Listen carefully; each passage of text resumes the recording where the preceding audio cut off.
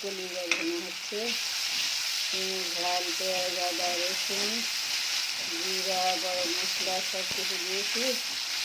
দিয়ে মশলাটা ভালোভাবে কষানো হয়ে গেছে। এখন কলিজাটা দিয়ে দেবো।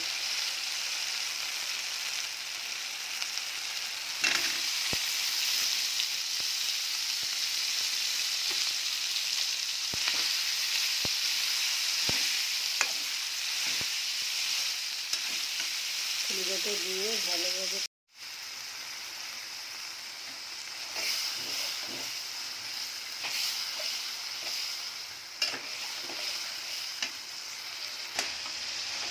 আলু দিয়েছি কলিজাটার মধ্যে, দিয়ে কষাই দিচ্ছি ভালো করে।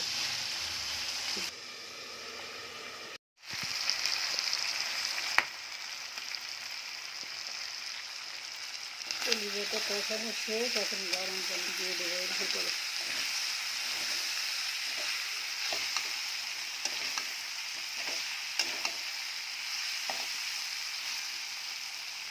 তেলেতে দিয়েছে, এখন গরম পানি দেবো।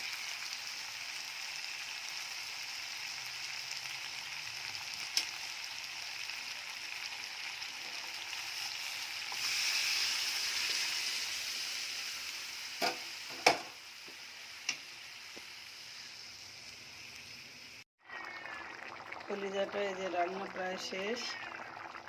এখন একটু জিরার গুঁড়া দিয়ে নামিয়ে নেব। একটু লবণ দেখো ঠিক আছে কিনা। এই যে কলিজা রান্না কমপ্লিট। আল্লাহ হাফেজ। সবাই ভালো থাকবেন, আমাদের জন্য দোয়া করবেন।